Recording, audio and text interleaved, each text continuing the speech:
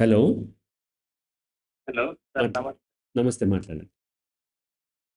Sir, schizophrenia ఉన్నవారు మందులు వాడుతూ కౌన్సిలింగ్ కూడా తీసుకోవాలా సార్? రైట్. రైట్. మ్యూట్ చేయండి. ఎక్స్‌ప్లెయిన్ చేస్తాను. స్కిజోఫ్రెనియా లాంటివి ఉన్నవారు మందులు తప్పనిసరిగా వాడాలి. మందులు మానేయకూడదు.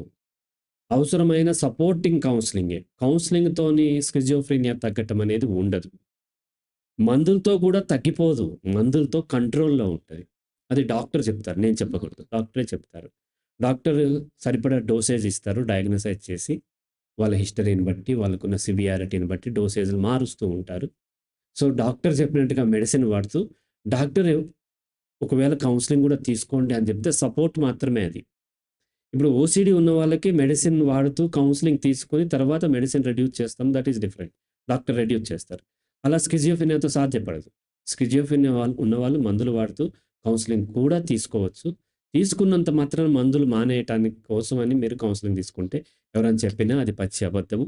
అది మరింత ప్రమాదానికి దారితీస్తది. ఖచ్చితంగా మందులు వాడాలి. రైట్? సార్, ఇంకో డౌట్ సార్. అడగండి. కౌన్సిలింగ్ తీసుకుంటున్నప్పుడు రికార్డ్ చేయవద్దు అంటున్నారు మీరు. కౌన్సెలింగ్ తీసుకుంటున్నప్పుడు రికార్డు చేయవద్దు అంటున్నారు సార్ మీరు. అవును. అవును. అయితే కొన్ని రోజుల తర్వాత మీరు ఇచ్చిన కౌన్సిలింగ్ మర్చిపోయే అవకాశం ఉంది. మళ్ళీ ప్రాబ్లం యథాస్థితికి రావచ్చా సార్? రైట్. రైట్. కౌన్సెలింగ్ తీసుకునేటప్పుడు రికార్డ్ చేయొద్దనేందుకు అనేక కారణాలున్నాయి. కౌన్సెలింగ్ అనేది కాన్ఫిడెన్షియల్‌గా నడవాలి. ఎక్కడో దాన్ని రికార్డ్ చేసి వదిలేస్తారు. అది ఎవరో పట్టుకుంటారు. దాన్ని పట్టుకొని బ్లాక్‌మెయిల్ చేసే అవకాశం ఉంది. అప్పుడు జీవితాలు ట్రబుల్‌లో పడితే 1. 2 ఏంటంటే కౌన్సెలింగ్ గుర్తుపెట్టుకునేది కాదు. కౌన్సెలింగ్ అర్థం చేసుకునేది. రైట్? ఓకే. ఇది మనం అకాడమిక్ మోడ్‌లో కౌన్సెలింగ్ చూడండి. అకాడమిక్స్‌లో కూడా నేను రికార్డ్ చేసుకోవద్దు, నోట్ చేసుకోవద్దు అంటాను. మీరు నోట్ చేసుకోవాల్సింది మీ మైండ్‌లో. Not in the notebook. అట్లా నేను ఎవరికైనా టీచ్ చేస్తే నోట్స్ ఇవ్వను నేను. ఇట్లా చర్చ ద్వారానే వాళ్ళకి గుర్తుండేలాగా చేస్తాను. అర్థమైతే ఆటోమేటిక్‌గా గుర్తుంటది. రైట్? కాబట్టి కౌన్సెలింగ్ అర్థం చేసుకునేది కాబట్టి రికార్డ్ చేసుకోవద్దనే మాట చెప్తూ ఉంటాను. రైట్? మీరు కట్ చేయండి. నెక్స్ట్ కాల్ తీసుకుంటాం. హలో? హలో?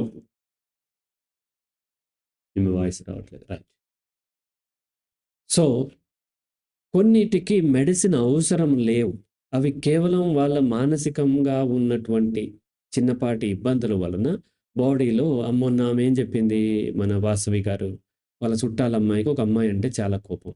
ఆ అమ్మాయిని చూడగానే ఒళ్ళంతా దద్దుర్లొచ్చేస్తాయి. దానికేం మెడిసిన్ ఉండదు. దానికి హోమియోపతి దగ్గర పంపిస్తాం. వాళ్ళేం చేస్తారు మొత్తం స్టడీ చేసి చిన్నప్పటి నుంచి ఏదో చేసి ఇచ్చినట్టుగా మెడిసిన్ ఇస్తారు. ఆ మెడిసిన్‌లో ఏం పవర్ ఉండదు. స్టిల్ మెడిసిన్ తీసుకున్నాము అనే నమ్మకంతోని అది కంట్రోల్‌లో ఉంటుంది. అంతే తప్ప పర్టిక్యులర్ వేరే వాటికి కొన్నిటికి మెడిసిన్ హోమియోపతి పనిచేస్తూ ఉండొచ్చు.